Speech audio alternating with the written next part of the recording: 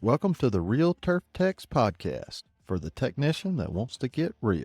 Follow along as we talk to industry professionals and address hot topics that we all face. Along the way, we'll learn tips and tricks. I'm your host, Trent Manning. Let's have some fun. Welcome to the Real Turf Techs podcast, episode 154. Industry legend Jim Nedin returns to share his deep knowledge of the Toro Procore 648 and how to get the most out of this air fryer. Jim walks us through setup, maintenance tips that makes a real difference out on the turf.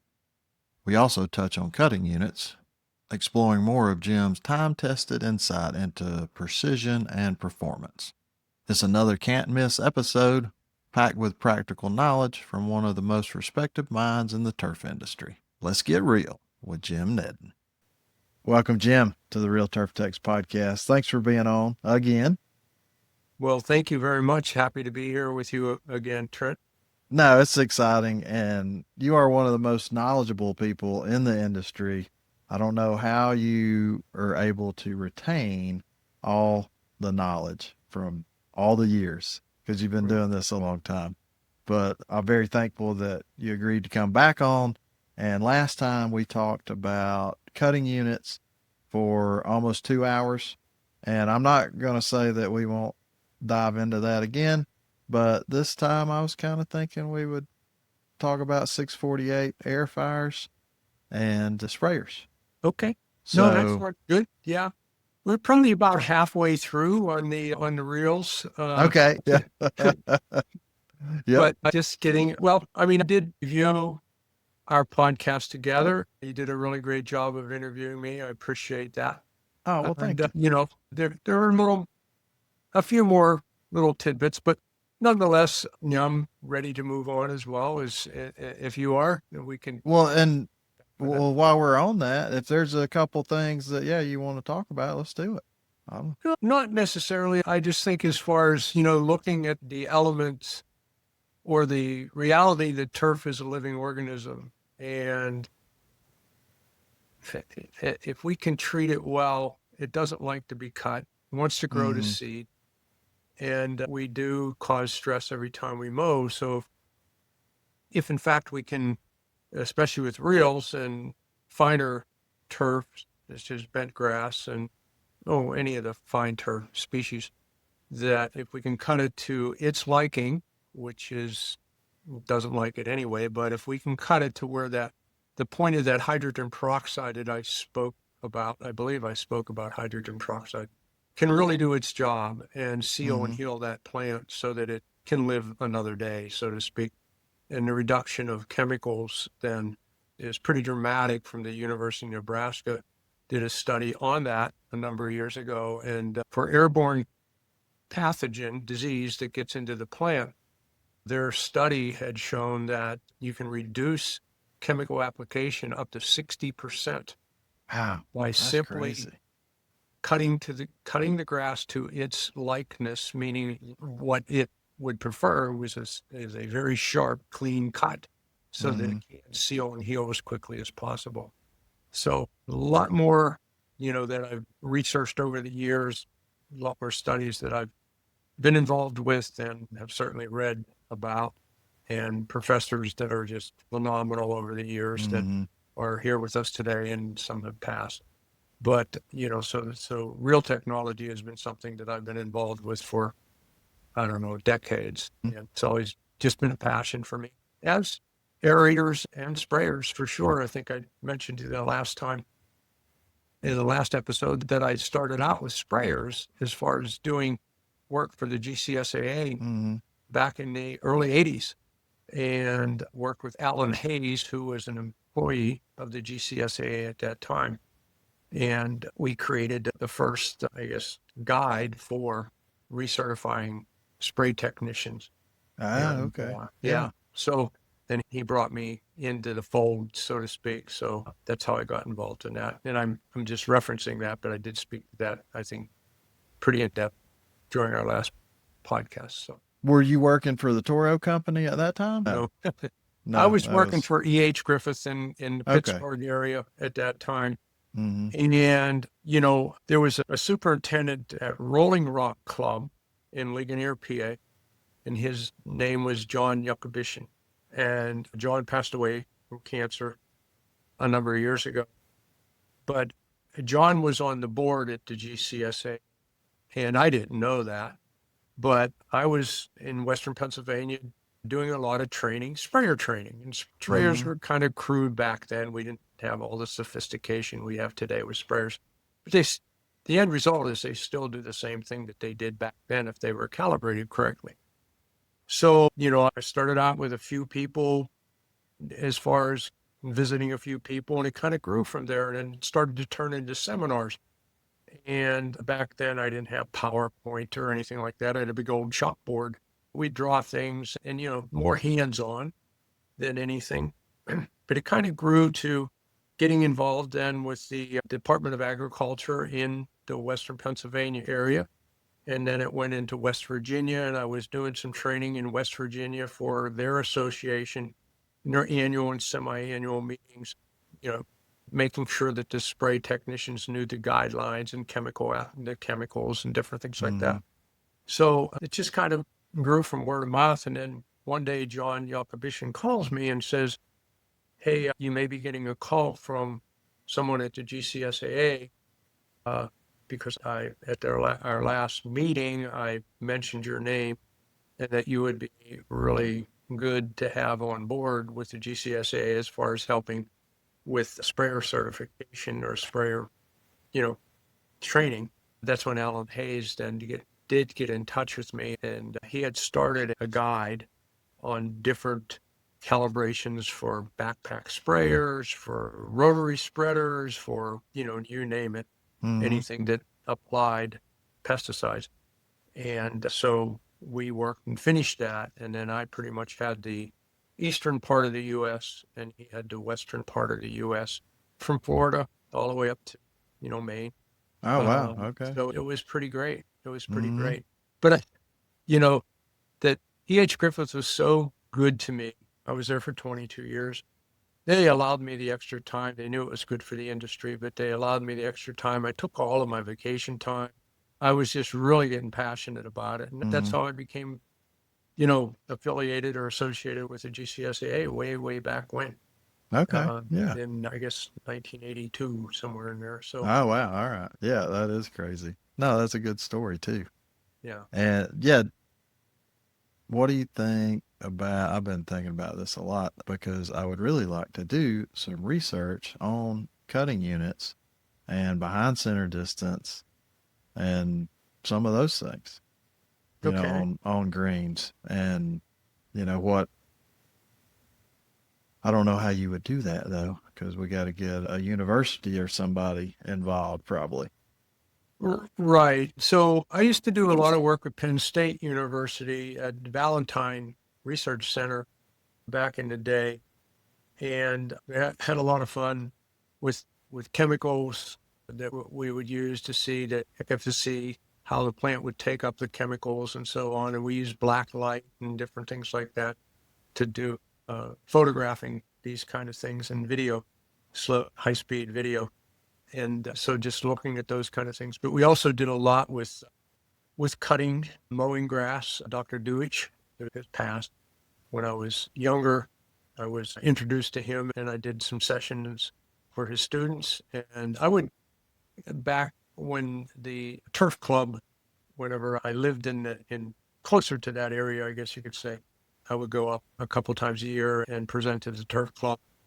And they would have their outings as well as far as their field days. And Mm, I'd be a part of that and looking at the quality of cut and so on and so forth.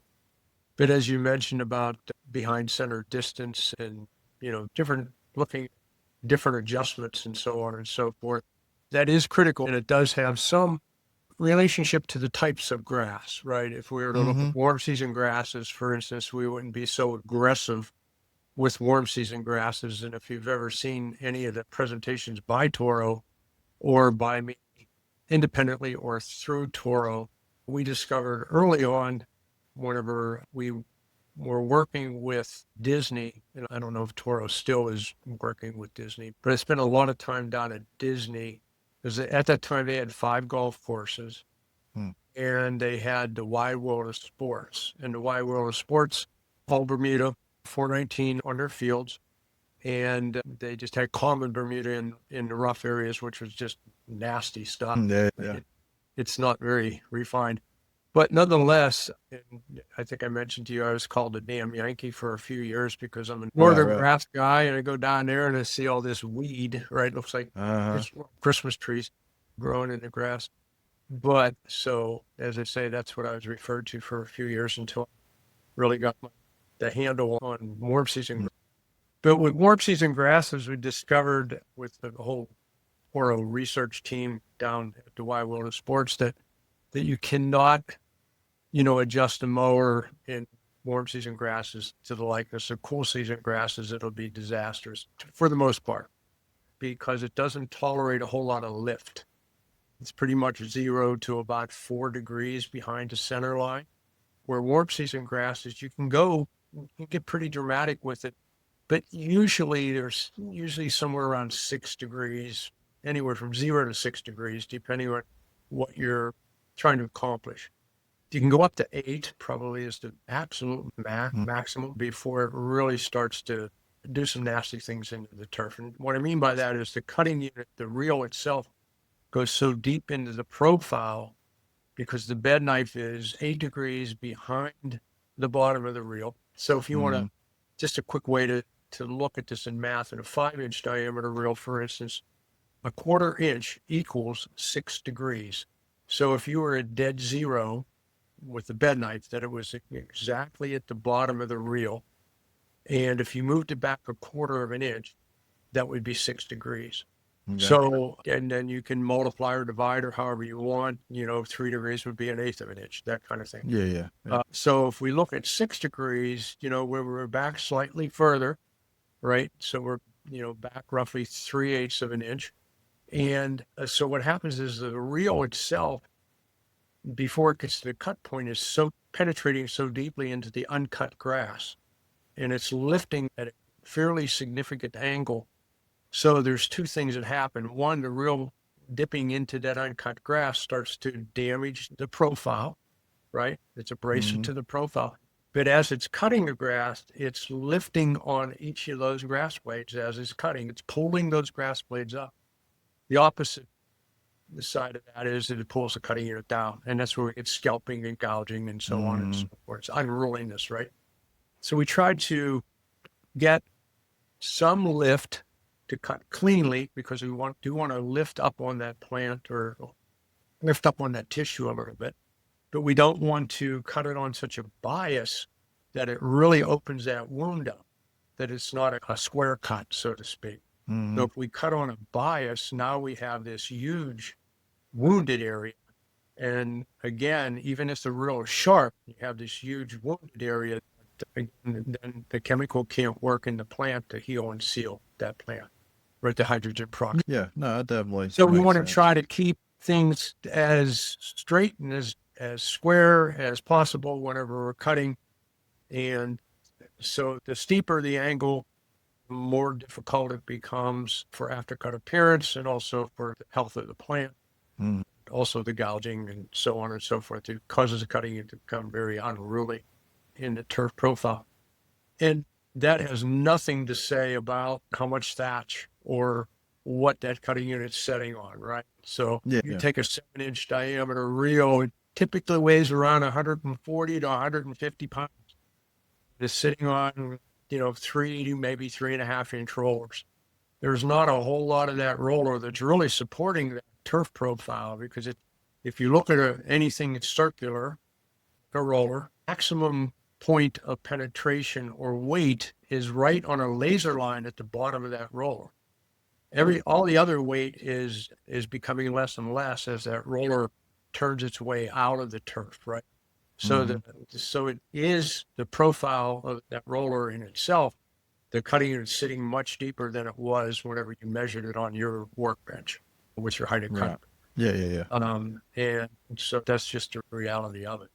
I prefer in warm season grasses a 7-inch diameter reel. I'm just biased to that.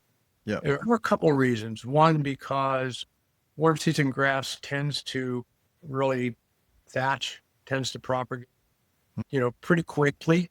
So with the heavier mowers, like old gang mowers we used to use that weighed 250 pounds, and they really hold down on that thatch layer. They really force that cutting unit to work into somewhere stable in turf profile.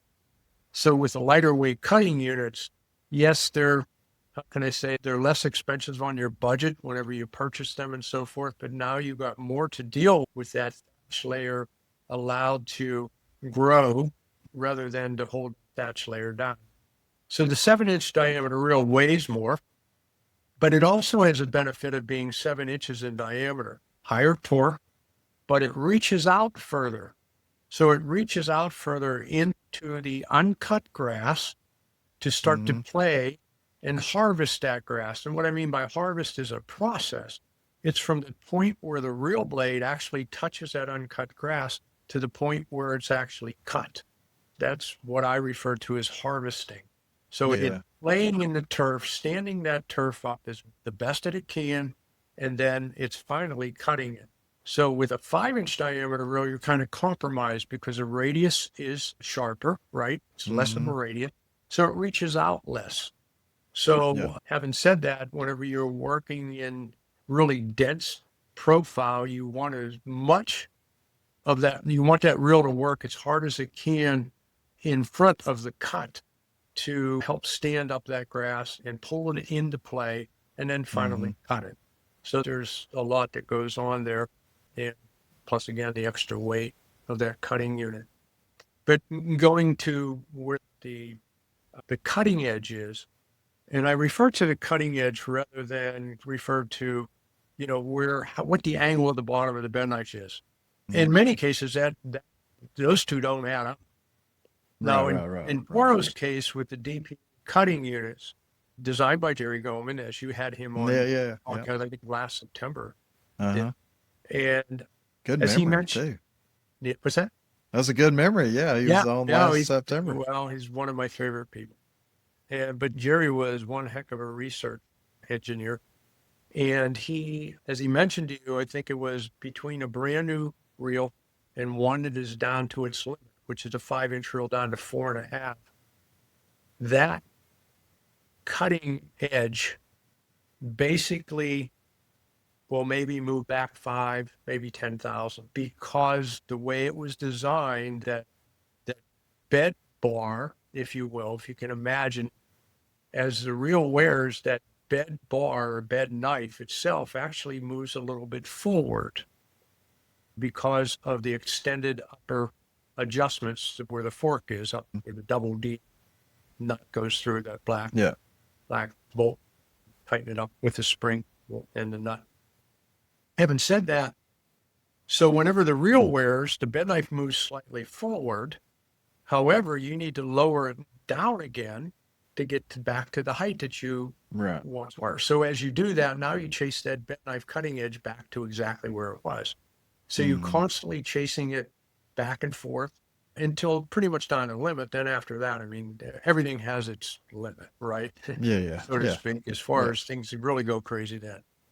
But from start to finish, or from a new reel to a limit on a DPA cutting unit, that knife cutting edge, if you're adjusting to maintaining the height of cut throughout the life of that reel, that cutting edge of that, where the reel meets the bed knife, basically doesn't move back any more than 5.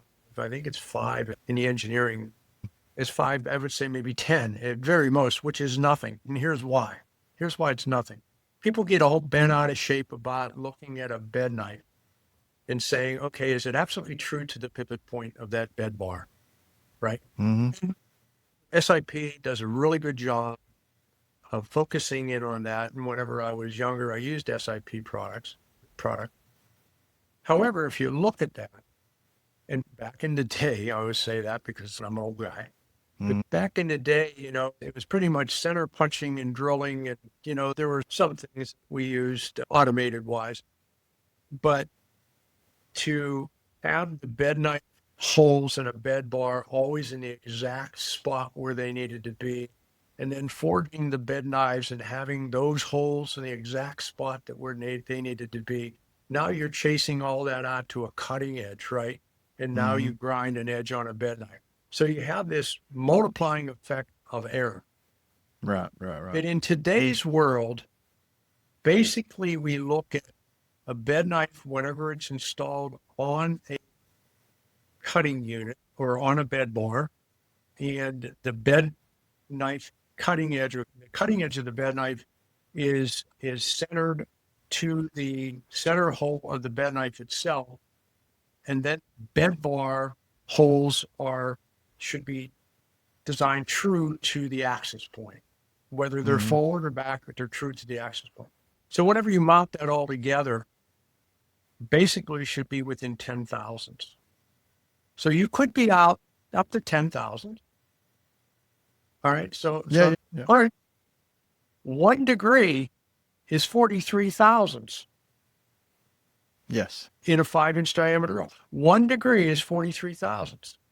So if you're at 5 or 10 thousandths whenever you install your bed bar, bed knife assembly on your Foley grinder whenever it's brand new and you're cleaning Mm-hmm. it up, I don't know how, in the real reality, you're never going to see it. Never in a million years. Now, Yeah, there are some that don't meet that spec. I've been contacted by some really good equipment managers that say, hey, I have this on my milling machine. I'm looking at this, blah, blah, blah. It's 20 thousandths out or what. Send it back to the distributor, or the yeah, bar's on. Get a new bar. yeah, That's an yeah. error. That's a flaw. That's a flaw. That is not standard. Right, right, right. Okay. And I And mean, I've that has talked to about it and that has to before. do with John Deere. That has to do with Toro. That has to do with Jake, I'm hoping. Right? I mean, you know, Yeah, I mean, I think and it's all the across the manufacturers kind board. of follow Yeah, suit yeah. with the way they design things today, that, we're really splitting hairs at 5 thousandths or 10 thousandths, of an inch one way or the other. But whenever we get, I would say 15 or 20, wait a minute, that's not meeting a specification that we're looking for. Yeah, no, I agree. And so I ground a QA5 bed bar the other day on my Foley bed knife grinder. And the reason I ground the bed bar is it had hump basically in the middle of it that was 30 thousandths. And that was caused by it struck a sprinkler head. Okay. And after that happened, it bent that much. And I've had quite a few of these bed bars bend over the years, over the last whatever 10 years. And I was just replacing them because they were $150. But now they're over 400, and it's just Yeah. it's getting too pricey to replace. Yeah. So I don't know where that's going to end. Probably not. I don't It's I going to don't be see any new end in norm, sight. right? The new Yeah. norm. Yeah, it is. Yeah. So having said that, I feel pretty confident with the Foley bed knife grinder using the flags, that kind of thing. And, even Express Dual using the flags. Only it's a little more dicey with that as far as moving the pivots where you tie into the bed bar pivots, that kind of thing. So it's all kind of moving. It's a moving target. But having said that, what you don't struggle with, but my comment is, if you're regrinding a bed knife on any bed knife grinder that uses flags, you're going by the front edge of that bed knife that may be worn at a different angle. So I cannot, with a high level of confidence, say that's going to come out correct. You know what I'm saying? Unless you found the center line of the bed knife screw, center line of the pivots like SIP does. Yeah. And then you might find that front edge of that bed knife is, I don't know, 50 thousandths to nothing. I'd throw the knife away, of course, then at that point. Yeah, But yeah. nonetheless, but when we're talking all new, and the spec is correct, I'd say it's a non-starter. It's not worth having that discussion. Yeah, and I mean I agree with that. And so I did a video last year, and I purposely ground the front face of the bed knife at a 16 taper from one end to another. So one end was 60 thousandths, shorter than the other Right. end. And we put it was a new reel. Actually, it was a brand new Flex 2120 or whatever the new Flex mower number is. And we put this bed bar and bed knife in there, and we went and mowed side by side another new mower, and we could not see the difference. And I mean, we were looking really hard, and we knew where the bad mower was, where the good mower was, and you can't tell a difference. And that's a 16th of an inch. And I think it would be hard to accidentally grind one a 16th of an inch. If you just, like you're saying, going Right. off the flags or whatever. You'd have to be on some, Yes, right. Yeah, I think it'd be pretty tough. you shouldn't be messing with a grinding machine anyways if you're on something. But yeah, there you go. So, there's a lot of give and take, but I always like to, I always say if you're building a home, you start with the footer being as square as you can possibly get it. The foundation, walls, framing, all of that, because you don't want to get up to putting the roof on and the shingles and having the first row of shingles with a half a shingle at the bottom, and you get up to the top and it's only 2 inches of shingle, because now you can really see it. So always try to, we call that stacking error, when you're building a lot of components and each one has a tolerance of, let's say, 2 to 3 thousandths, but you're stacking 5 or 6 of them together. Now all of a sudden it's like the leaning tower of Pisa. And that wasn't what, you wanted as a result. So, there's so many things that can influence. So if you add all those little minor errors up or indiscrepancies up, then you've got a bad product or a bad aftercut appearance. And that's where you have to kind of unwind those, right? One thing at a time. And that's why I say, don't throw 4 or 5 things that you think are going to fix it at one time, because it might be worse, it might be better, but the next time you have that situation, you don't know which one really dramatically made it better and all the other ones were just along for the ride. Or if it got a lot worse, what caused it to become worse? The USGA came out with a couple years ago and said, if you make a change to like a cutting unit or a procedure process, and mainly it was speaking to cutting turf, that if you make a change, that you should mow up to 5 times before really determining whether it made it better or did nothing or made it worse. It's funny that they came out with that, because for probably the last 40 years, I've been saying 3 times. So I'll still stick with my 3 times. But they said 5, 3 to, I always say 3 to 5 times. Try 3 to. Now, if you really start scalping and things got really nasty, stop, don't continue. That's, but yeah. So, I mean, there's tons of more things, cutting units. And, I know that you wanted to get on to some other subjects. I'm happy to do that whenever you would like to do that. So. Yeah, I don't know. I love talking about cutting units so much. I know too, you do. So. I know. Yeah. Your audience might be burned out from me talking about it. No, I don't think so. I know, like Jerry's episode, one of the best episodes. Your episode was one of the most popular ones. People really love getting. That's nice to hear. They really love getting into the weeds on this stuff. Yeah. And I do too. But we will go on to 648. What's some of the things you've seen over the years, the biggest problems? Because, when I say problems, 648 is hands down the best air fryer ever made. And I don't think anybody would, argue that. But it has had some issues here and there. No question. Yeah. So, A piece of equipment that's, again, designed to try to be everything to everyone, right? Yeah, right. And whenever you get in those situations where a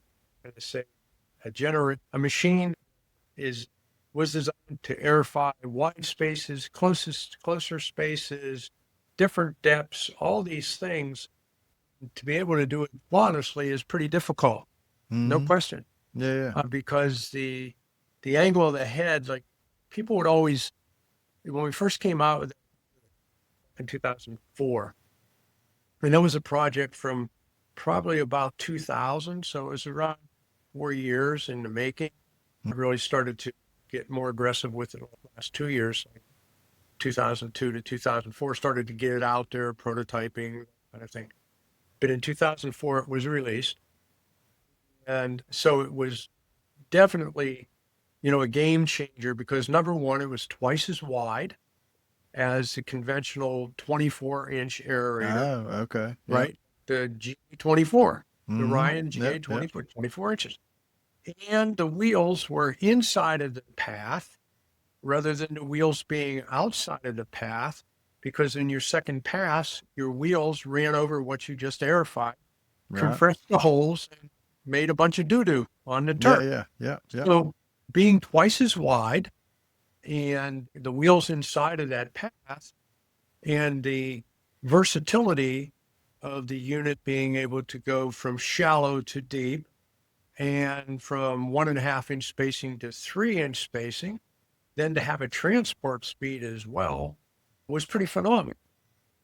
So, there from that point, there was very little change made until we got into 2006, 2007. And what we started to see, or what we had at different times, was the turf guards did not have enough pressure on the turf guards in certain situations. The unit's built like a six-cylinder engine, so the outer stompers go up and down together, the mid stompers go up and down together, Mm-hmm. and the center two stompers go up and down together. 3 and 4 go up and down together. So if you had a 4-ton head on there, 3/4 inch mouth, that's 8 tines going into the ground and coming out at the same time. Now, a tine, when it goes into the ground and it proceeds to come out of the ground, there's a tremendous amount of suction that's created. And because we chose this 6-cylinder configuration, we had the turf crowning in the center of that 4-foot aeration swat. And crowning is not good because it shears the roots, right? Mm-hmm. So if you would walk across that first time ever using that airifier at a deep depth and you had crowning, it felt like, wow, this is like I'm walking on my mattress in the middle of this. Well, that's not a good thing. So, I mean, we came up with a 10-tine head, mini tine head, which meant that there were 20 tines going into the ground and coming out of the ground at the Mm-hmm. same time. And we had 3 side eject tines that you can install in that. So that's a massive amount of suction. So in 2006, we came up with a different hinge and a different on the standing and looking over the machine from front to back. On the left hand tubular frame that goes to the head, we mounted a solid 3/4 inch bar, maybe a 1 inch bar, I can't remember, with some slots or grooves. And that was to attach an extra set of springs. And so the new hinge had the ability to attach these springs to the hinge for the center and for the wings, or the left and right, Mm-hmm. to make them twice as strong. Okay. So that was great. But the problem became then that we made the down pressure stronger. However, we're using plastic or some form of plastic. I can't Mm-hmm. remember exactly what it was or is. So the plastic yielded. The plastic would bend instead of forcing the force down to the turf. So that's good and not good, right? It's a Mm-hmm. good idea, but it didn't go as far as we could. So what we came up with then is what we called stiffeners. And the stiffeners are little, actually, they're metal. Has a metal back to it, and it has fingers that stick out. And each of the fingers lay on top of the plastic turf guard. and you shove those right in. Okay. And so that it holds down on the plastic turf guard and stiffens the plastic turf guard to make those springs do what they were intended to do, to hold down the turf. So a lot of times what I'll find is that people that have a 2006 or newer machine, they run into that problem and they'll take it upon themselves to buy 2 extra springs. And I'll get a phone call and they'll say, I put these 2 extra springs on for virtually nothing. I said, well, did you get the stiffeners?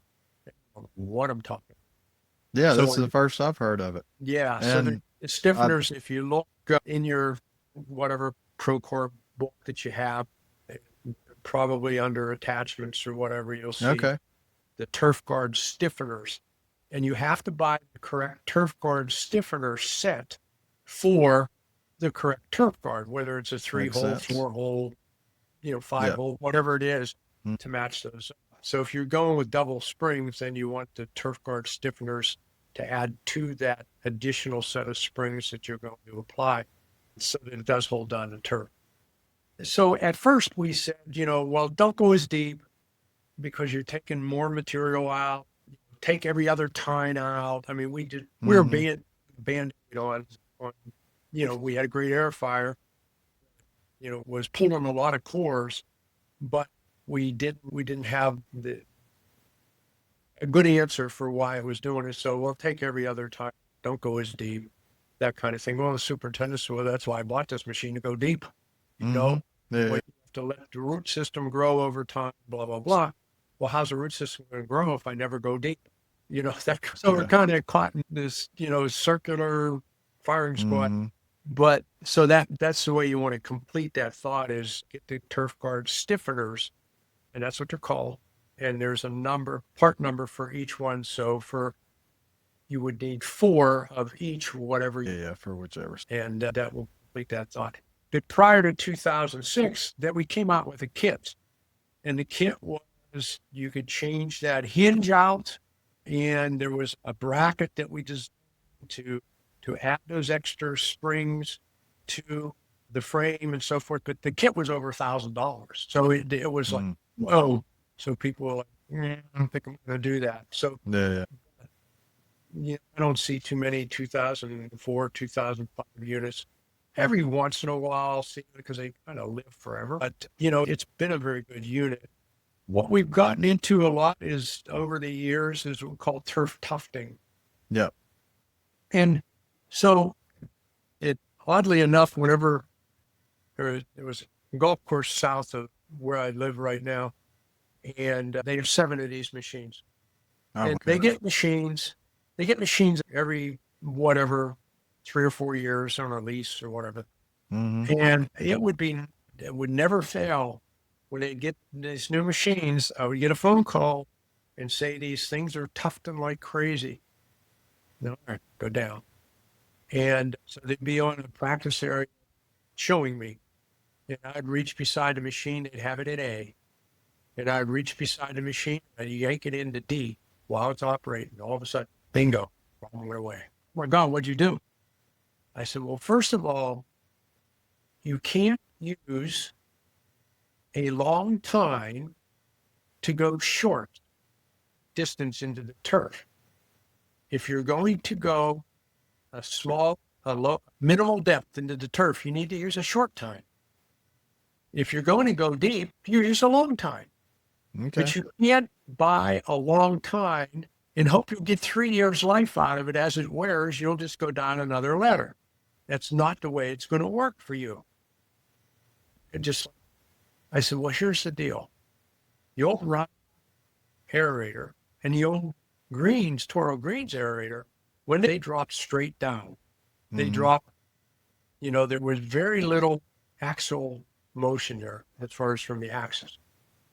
With a 648, if you look across the center line of the 648 head, the 648 head rotates off of that center link. So when the head comes up, it's actually on an angle. Yep. And when it drops, it rotates. So if you're using a long tine and you're in A and you only want to go down an inch, that aerator is aerating on an angle. So when the tine comes out of the ground, it's kicking and it toughs. It'll actually cause some pretty bad after airification mark. Mm-hmm. So by me taking and just grabbing that lever, and pulling it down into D or E or F or whatever, Mm-hmm. now I've lowered the head to a straighter angle, vertical, and now it's aerating as you would expect it to. And so that's the things that I run into still today on phone calls, and I'll say, well, what are you trying to achieve? Well, only want to kind of surface, only want to go down an inch or so. Well, what kind of tines are you using? Well, we're using these 5.5-inch long. You can't, Yeah. if you want, you're going to have a Yeah. rototilling effect, Mm-hmm. So those are some of the things that we got into. Now you can make some adjustments to the upper links. I don't know if you noticed on a 648 there are what we call upper links. They look like tie rods, and they're Yeah. 17 and 3/4 of an inch center to center. So if you imagine a greaser in a ball joint at the end of a tie rod, if you measured across the center of the ball joint, about 17 and 3/4 of an inch, and that's from the factory. You can extend those out a little bit, which then takes the head, it's tapered like this. So now you're going to, because it's rolling in the center line, you're going to push it out a little bit to kind of straighten it. So whenever you're not aerifying as deep, the head will straight, right? So Okay. you can kind of cheat. But now you go too deep, now the head's going to be like this, right? And so now Mm-hmm. it's going to start to kick or tuft towards the operator. So I always ask customers at the depth that you're aerating, how is it tufting? Is it tufting away from the operator? Is it tufting towards the operator? So that's a good indication that the head is either like too close to the operator on an angle, so it's Mm-hmm. tufting to the operator, or not enough of an angle as it's going down, or it's gone down into the turf. So you can adjust those upper links, but there is a limit to those upper links. And so the limit is 2.5 turns. It's a left-handed thread and a right-handed thread. So if you'd envision, you're actually going five turns if you were Okay. going by one, right? So it's coming out or you're going in pretty quickly. But since we're on that center link, if we're extending the upper links by 2.5 turns, we're really pushing out on this, right? Mm-hmm. So we're pushing out on this to straighten that, the head. There's two things that happen. If I push out too far on that, I make the belt extremely tight on secondary belt that goes up to Mm-hmm. the head. Can have, prematurely have bearings wear, those kind of things. But that's not the main thing that happens. If I go more than 2.5 turns out on standing, again, operator position, looking back over the machine, on the right-hand side is on the turf guard hinge point is the depth rod that goes up Yep. to where A through H is, right? Mm-hmm. Well, if you look at that bracket, it's pretty close to that tire. If you go more than 2.5 turns, that brings the head in to where that brace that's on rubs the tire. Ah, okay. How do Yep. I know? Yep. Yep. Yep. In testing, we're like, oh, this is great. Go another half a turn. Boom, in the middle of the green. Blew out Oh it. wow. So 2.5 turns out. Now 2.5 turns in is what we call the other extreme. I want to go 2.5 turns in. What will happen is if you go further than that, even though there's a secondary adjustment on the belt to make that belt tighter, the belt will become a bit too loose and it will start to skip a beat under heavy load conditions in harder turf. So Okay. now it throws time and it'll rototill, it'll aerify, rototill, aerify. Yeah. Yeah. So you want to pay close attention to that. Now, what you will Okay. find on those upper links is that when everything's brand new, everything is wonderful, right? Things work Mm-hmm. as advertised.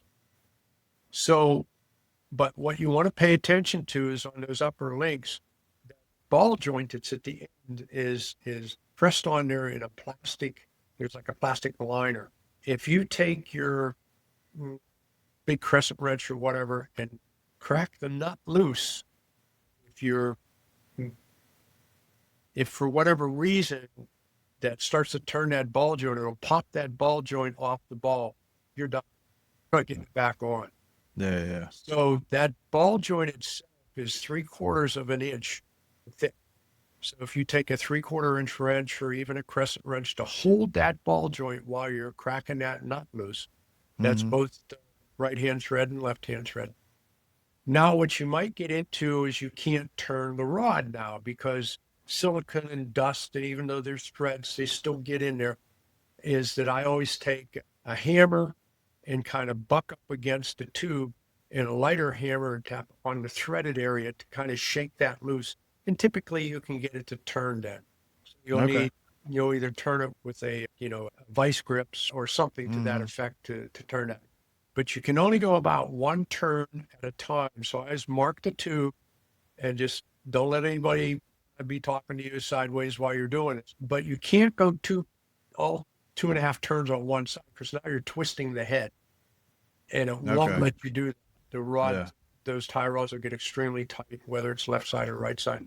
But whatever you do, make sure that you hold the ball joint from turning because I've had that bad experience where, the ball joint pops off. Now you're pretty much dead in the water until you get it up. Mm-hmm. Yeah. And that doesn't So suck. Yeah. there's some adjustments that we ran into early on, when the product was first released, and we were out doing a lot of testing, a lot of research with the units and prototyping too. But when it Mm-hmm. really hits the ground is when you start to learn more things because now you have more product out there, right? Yeah. And More people you're use it. seeing a bigger Mm-hmm. have a bigger audience using them, and they're trying to do their own thing with them as well. But there's been a lot of different things that we've run into over the years with 648s. For instance, I was at a golf course a number of years ago, and oddly enough, the superintendent says to me, "This thing is rototilling. I mean, literally rototilling whenever we drop it in the ground, and then whenever we take it out of the ground on the other end, it rototills for about a foot. I mean, he said it doesn't top to it rototill." Hmm. And so I'm listening to him, and we go down to a green, and he says to his operator, "Go ahead, fire it up." So, well, we walked down to, it was warm. Go ahead, fire it up. And he fired it up, and lo and behold, that sucker, I mean, literally rototill for about a foot or so. It's cleaned up after that. It was perfect across the green. And Hmm. then on lift, same thing. And I'm looking at that. And I said, "Just do it one more time." "I'll do it one more time." And I said, "Well, yeah." Right. And so I kind of figured out what was going on. So I walked over to the machine and I choked the engine. I literally, at full engine RPM, I just ran it until I heard a bellow, a change in the Mm-hmm. tone. Yeah. Wasn't flooded. It wasn't flooding. It was, running richer. I said, "Go ahead and try it." It was perfect. And I said, "What's happening is the engine's running lean. So whenever you're putting the load on one of the head firing up and the hydraulics activating, Mm-hmm. the engine takes a droop, throws it out of time until it can recoup. And on the other end, when you hit hydraulic lift, the hydraulics loads it up. So what we Ah. wound up doing, he said, "Why change?" He said, "I'm ahead of you here. I put a carburetor kit in it. I already changed the filter in the sediment bowl filter." Mm-hmm. I said, "I understand. Did you clean the tank out?" He said, "What are you talking about?" I said, "Let's go back up to the shop." So we went back up to the shop and we took and threw a bunch of nuts and bolts in the tank and put kerosene. We drained it. It was draining kind of slow. Put Mm-hmm. kerosene in the tank and cleaned it out 3 or 4 times, blew it out, put it back together, and it was fine after that. But what I learned is over the years is even though you have a cap on that, and what we found is that the sediment from silt and sand, dust, and that gets in that tank and starts to lower the head pressure. We call head pressure the weight of the fuel, even though it's a fuel pump, but it's still starving. So it was one quick fix. So usually when I hear somebody say that it's tufting or tufting badly, I tell them, don't get too creative with this. Go out and choke it just until you hear the tone of the engine change. Give it Mm-hmm. a try, see if that fixes it. And a lot of times it does. That's all it is. And people are changing all kinds of things to Oh, make yeah. things happen. Yeah, that's a really good one. Really good tip. Now, remind me, because I know I've messed with it before. When we were needle tining, there's some brackets that have like two separate settings that go to the Rotolink dampeners, Yes. I think. Yes. Right, right. So there's a So yeah, standard what? setting. There's a standard setting, and that's the way the unit comes. And then there's what we call stiffening the rotor link. And stiffening the rotor link, what it does, basically does that because it throws the rotor link on a little bit of an angle, so it's not adjacent. We have that dog bone, if you notice that dog bone Mm-hmm. that goes from the connecting rod to the stopper arm, right? And so the dog bone and their bearings on both that. And if you look at the way that rotor link is attached, it's pretty much in line with that. And that's standard position. Whenever we stiffen the rotor link, we drop the rotor link out of its position by those 2 half-inch or the 3/4 inch nuts on half-inch all thread. Drop that out, and we'll take the first half-inch spacer out, and then reinstall that rotor link. So now the rotor link's on a slight angle. So Mm-hmm. it's not as adjacent. So it's more difficult for that rotor link to move. And so basically, if you look at it as well, is if we take a look at that rotor link and we have this perfect 8-inch circle that the rotor link is allowing that air fire to aerate. And if we move this in, that this part is rotating is attached to, it turns it into more like an egg on its end. Mm-hmm. That's pretty dramatic, but so it makes it more of a vertical load going directly into the ground instead of a sweeping action. So whenever you're needle tining, typically, it'll take me into something else here in a sec. Okay. But Okay. Supercharge course maintenance with Task Tracker, the leading golf course maintenance software in the industry. Built for precision and efficiency, Task Tracker simplifies daily operations, optimizes water usage, and keeps your team on track. With real time updates and streamlined workflows, it's the essential tool for modern superintendents. Learn more at www.clubessentials.com/task tracker. Let's get back to the episode.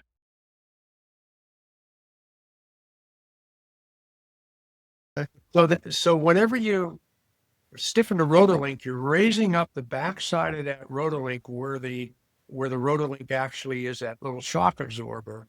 So it's making it more difficult to sway because it's raised up.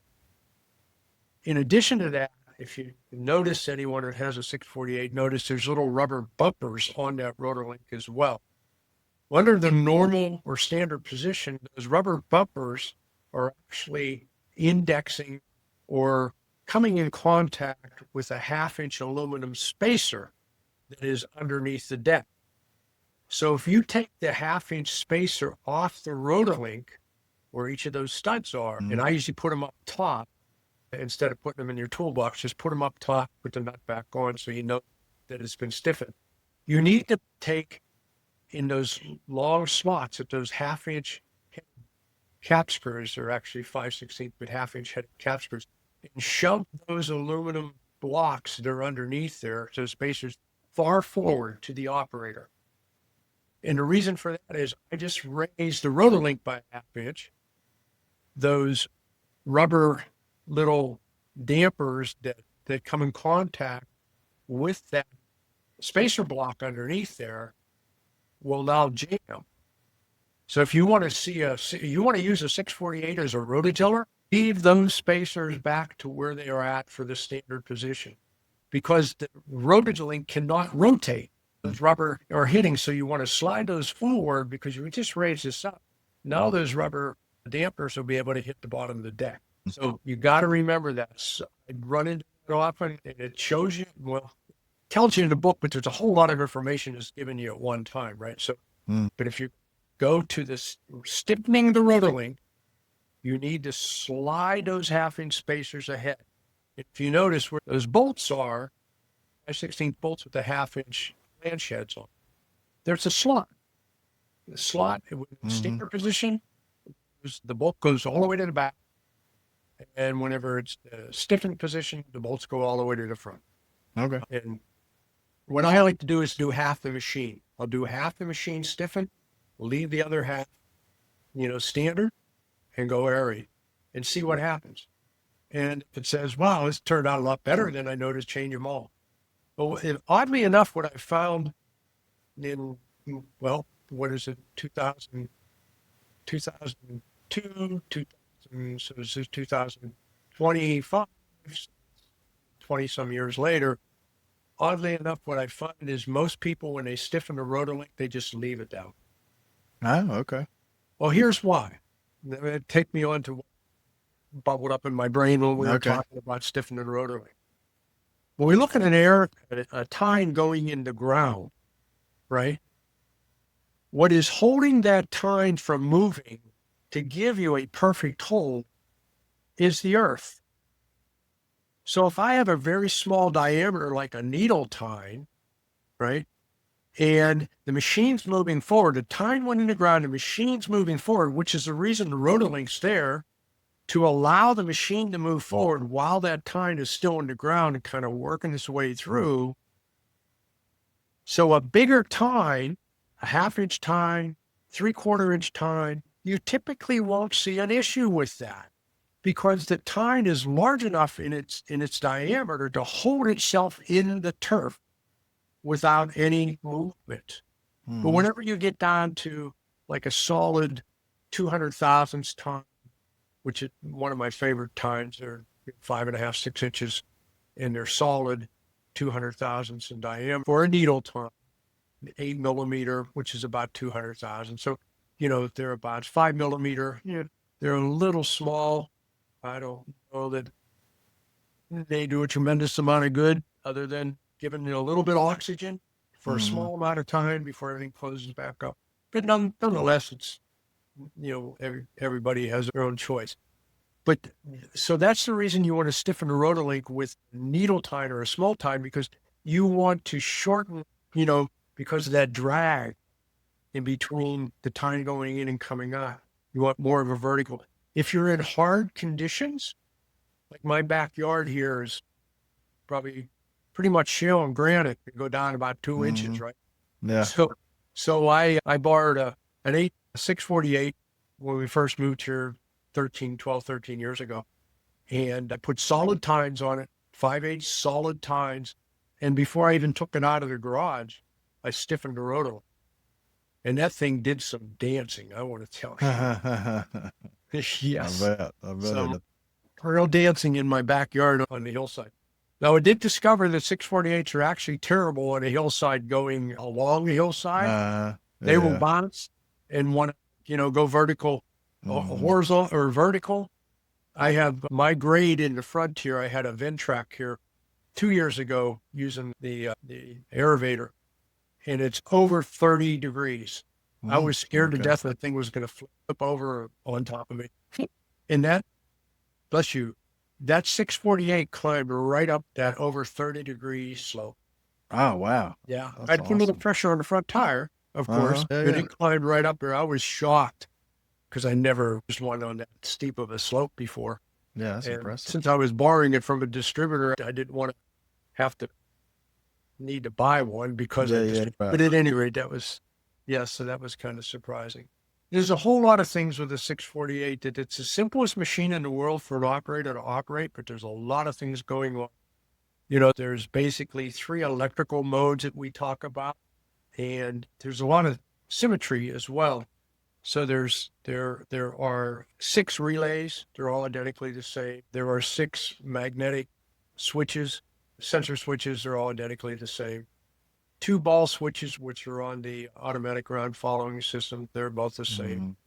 There are 4 diodes. They're identically the same.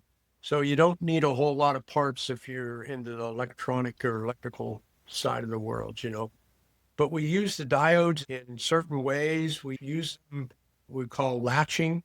So in other words, whenever you push the button to lower the head and push the button down, it's a latching relay through the grounding that continues through that relay.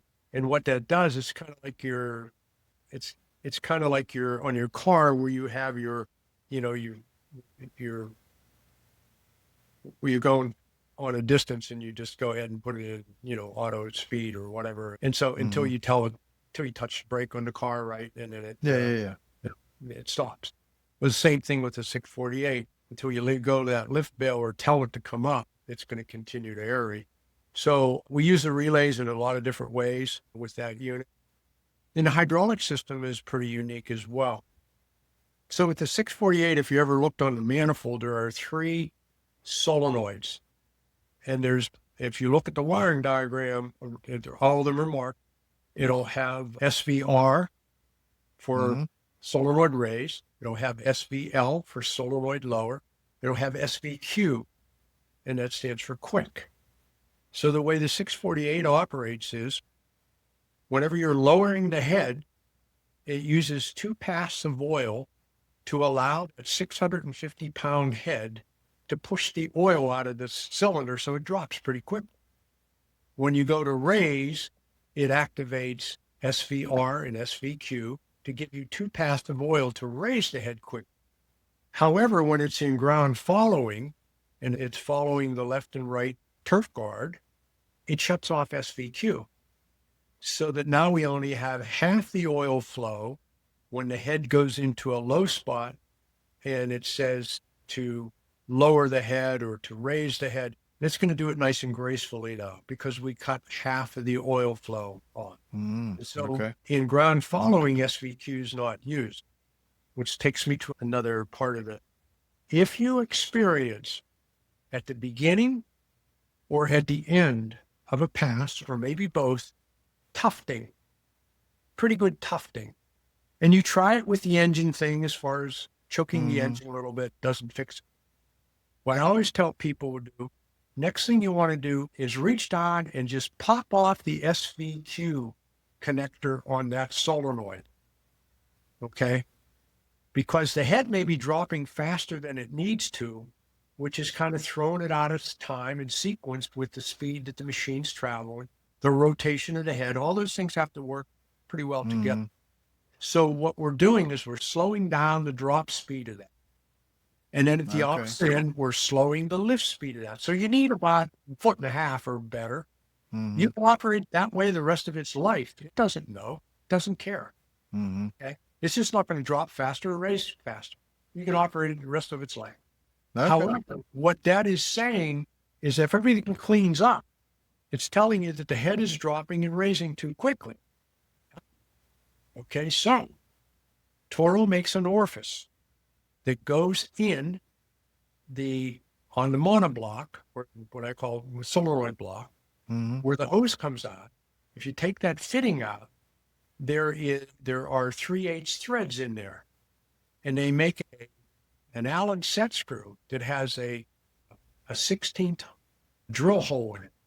And you run that in, don't run it in hard, just run it in until she stops, no pressure on it whatsoever. The oil's not going to go anywhere, and run that fitting back in. Now, what it doesn't slow it down as much as disconnecting the SVQ, but it slows it down probably 50% of that. And it typically will cure that. So that's typically what I use as a guide to say, we need an orifice in that to slow the drop and to slow the lift when the SVQ is connected.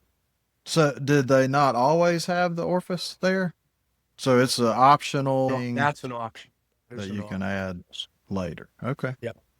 And then what about it? Didn't they do something? They come up with the bracket where the proximity switches are, a little bit of a change.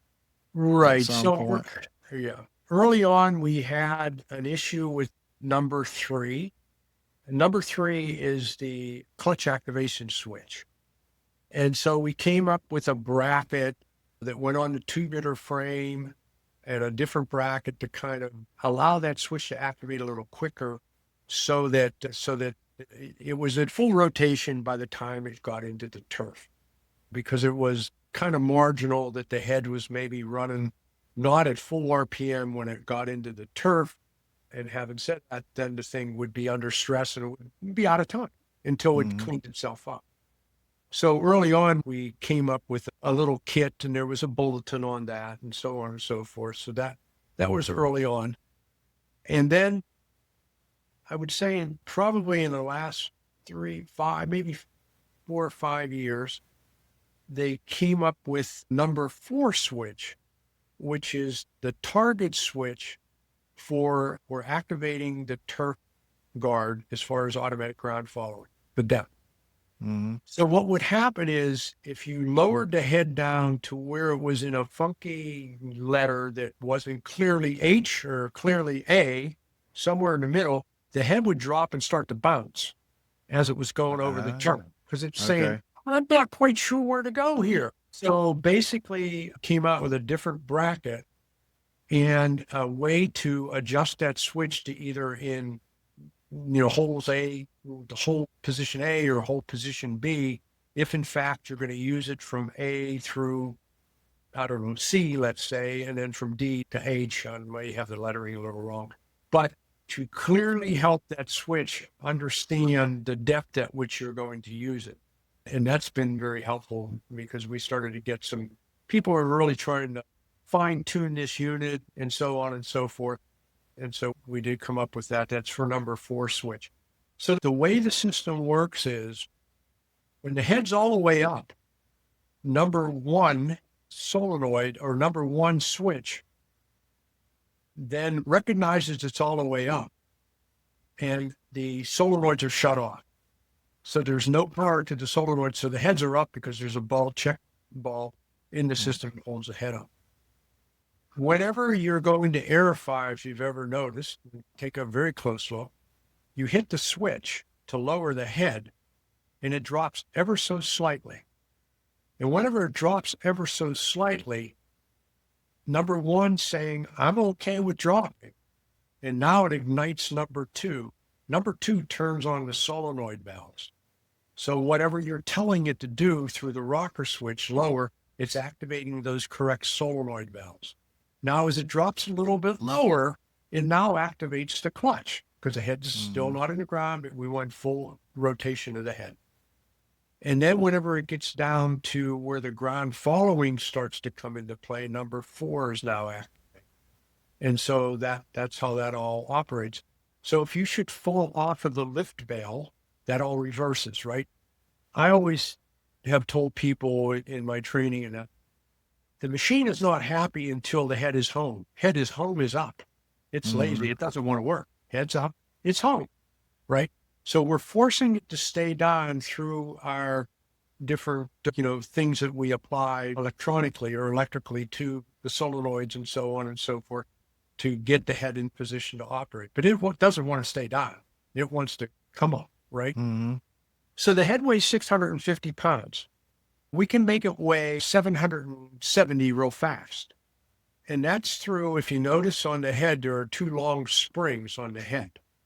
And up at the top where those springs are fastened through the little links, the bracket goes back to the frame. And on each of those brackets that hold the spring, there's a 1/2-inch hole, square hole in there. Mm-hmm. And that bracket is designed to put a breaker bar in there. And what you would do is you take the back bolt nut off, apply pressure, and then take the bolt out and push back on that. So you're going to raise and stretch the spring even further and then put the bolt in the lower hole. When you do that on each side, then it makes that head weigh 770 pounds because you're stretching that. Remember, it's dead weight that's pushing the oil out of that cylinder. It's a single acting cylinder. There's not 2 orifices in that cylinder. So having said that, we really overbuilt this machine. Having said that, let's say you're in some hard pan and it wasn't aerating, the head was bouncing. And now you start to aerate, you're in some hard pan, teas that maybe have never been aerified in their life, that kind of thing. And the whole machine starts bouncing. If you would take a look at the tube that goes across the machine where the wheel motors are installed, the rear wheel motors are installed, if you looked at that tube, you would see that there are 2 right angle irons welded to that vertically, and there are holes in that angle iron. That's to install 2 60-pound cast iron weights. So now you're reapplying the weight to the machine so that the whole machine doesn't bounce up and down. I haven't seen that very often done, but Yeah. we really overbuilt this machine when we designed it. And the 648S has the same attributes, Okay. that kind of thing. The S is the newer unit with a lot more electronic bells and whistles. But if you are airifying hard pan, you can implement the springs, and that's going to help some. Yes. Yeah. And it may help all you need, but if the whole Yeah. machine starts bouncing and slamming around, then you can add two 60-pound cast iron weights, which then give it the same, because with the head, all we're doing is we're taking the weight off of the tractor and putting it on the head, right? Mm-hmm. Not Yeah, making yeah. more weight, we're just Right, right. transferring weight. But if we now need to apply weight to make the whole machine way heavier, we can add two 60-pound cast iron weights Okay. to the unit. That's awesome. So whenever we look at how the machine is to operate in the turf, we always want 12 pounds of air in the tires. Never any more, never any less. Okay. It is a series parallel system in the drive system. So series parallel means that front wheel is always pulling no matter what. That front wheel is always doing the job. It's taken on, it's a higher capacity front motor, double the capacity of the rear motors. So it's a higher capacity front motor. The oil's passing through the front motor and then being shared by the two rear wheel motors, which is parallel. So we have series parallel drive. So we always have at least two wheels driving the machine in a perfect situation where we have the same amount of resistance to all the wheels and tires, then all three are pulling.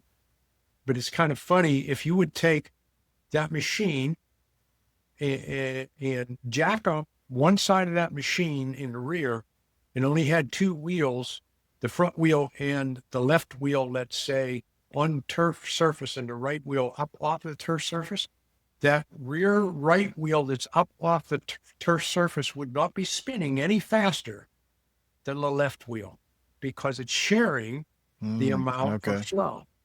Yeah. So it's a very unique design. That's the way the 3500 Groundsmaster operates, and other, well, the 3-wheel fairway mowers and so forth. That's the way they operate in the same fashion. Okay. Yeah, series parallel system. We're still, I think, pretty much is the only one to come up with that. Maybe others have taken that technology these days, but I'm not saying they haven't. But Well, yeah, is that similar to like the 5510? I remember it had the cross tracks. Yeah, so 5510 cross tracks is a little unique in that in the hydrostat itself, there's a shuttle valve, what we call a shuttle valve, that shuttles back and forth. If the front left wheel sees 500 pounds less resistance in turning, in other words, it's about to spin, it now sends that energy to the rear left wheel. Versa. So it's constantly, that's why it's called cross tracks. Yeah, so it's constantly dancing back and forth. And that's why it's such a superior, for lack of a better term, 4-wheel drive unit. I've been on a golf course. It was called Ledge Rock. And it truly was ledge rock. I mean, they lost a lot of walking greensmoors over cliffs on this ledge rock. Okay. But Alan Fitzgerald, who is down on the Cape right now, and he was at Ledge Rock, and I became very good friends with Alan. And I would go out there to see him, maybe once a year. And we stopped one time on this fairway, and I felt like I was on a roller coaster. I thought I was going to roll out of the golf cart over the hood. And we stopped there. And it was so steep, honest to gosh, Trent. And I said to Alan, how do you mow this? He says, with a 5410. I said, get out of here. I said, I mean, I'm a Toro guy. Ain't no way. And I said, when it's damp or wet, he said, yeah, climbed right up it. I said, do you have to mow it on a bias or sideways? He says, no. Wow. It's the only machine that we've ever had that could do that. You don't put any kind of weight in the wheel or weight in the tires. And he said, no, it is what it is. So, I was blown away that, Alan Fitzgerald at Ledge Rock. It's crazy. Okay. That is crazy. Anything else on the 648? Oh, there's tons of stuff on the 648. So what I'm thinking here is, What would you like to know? So give me let's do this. Give me a scenario. Give me a situation that maybe you've encountered or someone's encountered that you know of, and let's see if we can figure out a solution for it. How's that? okay. Yeah, no, I think that's great. One thing I'm thinking though, because we're an hour and 20 in, Oh maybe, no, are we? yeah, Oh yeah. Lordy. It just goes so quick, man, and I love every minute of it. So yeah, don't apologize, We don't feel spent half bad. the time talking about something we weren't going to talk Well, about. that's okay. That's okay. I think we spend some more time talking about 648, and then we'll just come back again if you're up for it. Okay. No, that's fine. And I'm sprayers enjoying another this one. time. Now, if you hear negative things from your audience, then we'll not do it again. Well, yeah, no, I'm not worried about that at all. I mean, honestly, this is my favorite part of the whole deal is, getting to interview people like yourself and everybody else that I get to meet in the industry. It's very rewarding. And I get to learn just as much as anybody that's listening to this. Well, I appreciate it. I mean, I enjoy that and I do appreciate you being here. I'm trying to think of the scenario. So we got the WhatsApp group, and one of the Mhm. guys was asking, he was having some issues with his 648, and he had pretty much done everything, but I don't remember exactly what the problem was. That's the problem. But I have seen, and I wanted to ask your opinion on it. I've seen, and I've done it myself, when we use the 10 tine holder, we only put in 5 tines. Mm-hmm. And we put, I think, as you're operating the machine, 3 in the back, 2 in the front. Okay. I think is the way they're staggered. Okay. And the But ones in the back wear more than the ones in the front? I don't know that I've noticed that. Yeah, that's by design. They do. Yeah, Uh, I always get questioned about that. Man, I got 10 hmm. tines in this thing, and the back tines wear. And I said, "Yep, they do." Well, yeah. Just Why flip, is that? flip them out. It's just the angle of the head, the way it goes in and comes out of the ground. Okay. That's just part of the nature. Now, let me give you a little tip, and I don't know, maybe you know it. It's just tip. On a side eject tine, always mount the tines so that the whole of the tine is going left or right, not to the back. Ah. Okay. You will get a much cleaner hole. And the reason for that is when the tine's coming out of the ground, the bottom part of that window can catch on the edge of the turf. Always Okay. go left or right. And people Left look or at me right? like I'm cross-eyed, Yeah. whatever, like, what are you talking? Yeah. But, that's what we learned over the years. Always left or right. Never want to go front, of course, but, Mm-hmm. avoid going to the back. Go left Yeah. or right. I've Um, always, and you'll yeah, get a pointed them much, to the much, back. much, much cleaner hole. The other thing that I just want to bring up, and then we can probably close out the evening, is that I often find folks that will adjust the rod for the depth. Okay. And there's a process for that. We put it in H, and then down at the turf guard, we lift up the turf Mm-hmm. guard to locate that little hollow stud that's welded to the frame, and we shove a 5/16 bolt in there. And Mm-hmm. that is to simulate H. We go to the outer switch operator position, outer switch to the right, and we then want that switch to give us continuity when it's in H. And if it doesn't give us continuity in H, then we would adjust that rod so that we get the little beep while it's in H. And that should then simulate the machine being at its deepest depth. Always remember to take the bolt back out Mm-hmm. when you. However, it's of no value to do that unless you check the bushings in the hinge. Ah, The okay. way you want to do that is go to the opposite side of the machine. So you have your springs that are creating your down pressure. Go to the opposite side. And I found so many machines that I could raise and lower that hinge by probably 3/16 of an inch or so. So what happens is this: when it gets so bad and people have it in H, they will start to see actually grooves being cut into the turf as they're airifying. And the reason that for the machine's going so much deeper than H because the bushings are bad, and the carriage bolt heads are rubbing into the turf profile. So you always need to make sure that the hinge is in good shape, that the bushings have minimal wear. And what I mean by that is if you move them up and down a 16th or something, you're probably okay. But if they move up and down, and I've seen them already, 3/16 of an inch or so. If you let them wear so bad, they're brass and they're keyed, no grease whatsoever, because the grease and dirt don't like each other. But they're keyed. If you let them go too far, you'll wipe out the brackets. Now you're talking a lot of money. You'll wipe out the hinge, the bracket, the everything in that area. So you really want to keep an eye on that. So every once in a while, I'll go over and grab the opposite end of where the spring load is and see if you can raise and lower, that. And it's easy to do. Just go ahead and give it Yeah. And if you've got some pretty good motion there. So next time, perhaps we'll talk about how do you check the timing of a 640 to see if the keys are going bad in the crank. Let's do it. Okay. That's not that. If the keys are bad in your crank, or there's 4 keys, they're 1/4 by an inch, they're special hardened. And what will happen is the keys That's good shear. to know too, special hardened. So Yeah, I can't so just it's take we'll go to Napa and buy some key stock and cut it off.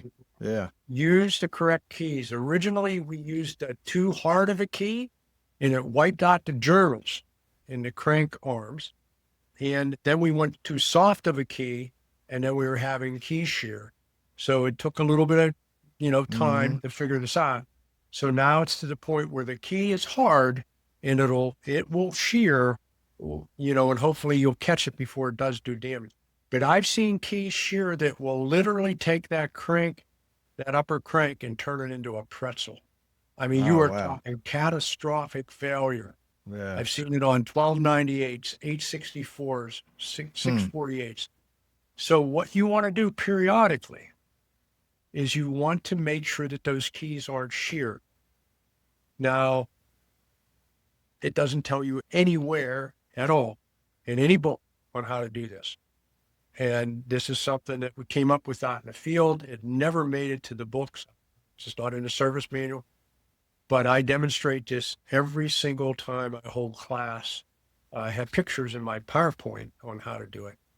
Basically, what we want to do is to go to number 1, which is where the flywheel is, where the pulley is.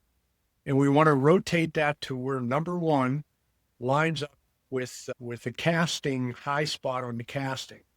And if you look across that whole crank assembly, number 6 should be lined up right on that as well. If number 6, if you see, is thrusted forward a bit, there's probability of the keys starting to shear. And the reason that's thrust forward is the brake is on the pulley side. So the brake comes on, but we have inertia all the way over at number 6 where this crank is spinning, right? And so now the keys load moving forward. So when you look at the timing mark for number 6 against the crest on the casting, and if it's pushed forward, 1/4 of an inch or something, that might be an indication. So here's what I always do. I note that first, where that's at. And then what I will do is I will turn the number 1. There's a big flyweight on number 1. It looks like a crescent flyweight. As part of the casting. I will turn that to where it's fairly close to the bottom, and you can take between the pulley itself and the extrusion of the crank and drop a 2x4 down vertically against the firewall. And now whenever you turn it a little bit more, that flyweight jams against that 2x4. So now the crank can't move on the flywheel side. It's jammed against the 2x4. I go all the way over to number 6 on that flyweight, and I'll take a big pipe wrench, maybe even a 3-foot bar, and I will dance up and down on that. Then I will take the 2x4 out, take the pipe wrench off, of course, turn it back to number 1, and see where number 6 is now.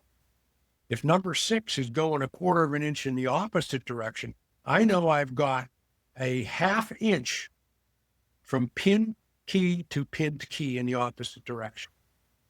And Mm-hmm. so want to start thinking about, should I rebuild this head and put new keys, new bearings? We do recommend every 500 running hours. Original books never said that. Bit of digging through the archives, I found that now there that is published in the service manual. The recommendation is every 500 hours to inspect. So that's part of the inspection to see. Okay. Okay. And I don't know if you do a podcast where someone's showing a PowerPoint presentation. I don't know. I mean, yeah, we could definitely, that would be awesome to do. And I don't need to be the focus. This old guy you're looking at me for. Oh, no, yeah. No, yeah, because I mean, with this program, we can share a screen, we can do whatever. Yeah. So that way it makes it a bit more clear exactly what we're trying to achieve. But yeah, so it's very important to really make sure you do check the keys in the crank assembly so that you don't have a catastrophic failure. Well, and won't those, like what you're explaining there, doesn't the keys start to shear or wear for a period before they let go? Well, so they micro shear. You know what I mean?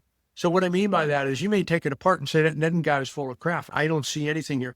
If you take your thumbnail and go across where the key is engaged in the lower portion and the upper portion, if you feel a change with your thumbnail, that's starting to micro shear.